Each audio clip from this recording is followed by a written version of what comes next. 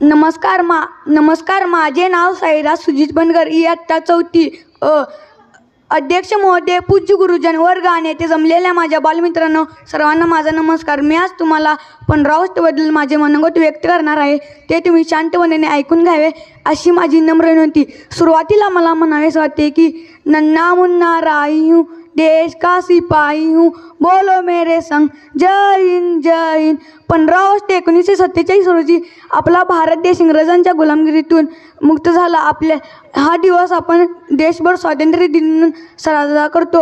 आपल्या देशाला स्वातंत्र्य मिळवून देण्यासाठी भगतसिंग, सुखदेव, राजगुरू, सुभाषचंद्र बोस यांनी आपल्या प्राणांची आहुती दिली. आज आपण ही स्वातंत्र्य आनंदाची भारताची पहाट पाहतो ती या थोरवीर देशभक्तांमुळे.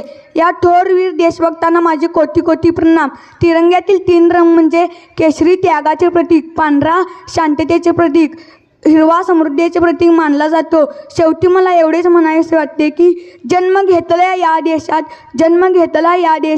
धन्य धन्य झालो मी. स्वतंत्र भारताची पाठ पाहून या मनोमनी सुखावलो मी. स्वतंत्र भारताची पाठ पाहून या मनोमनी सुखावलो मी. एवढे बोलून मी माझे भाषण संपवतो. जय हिंद जय भारत.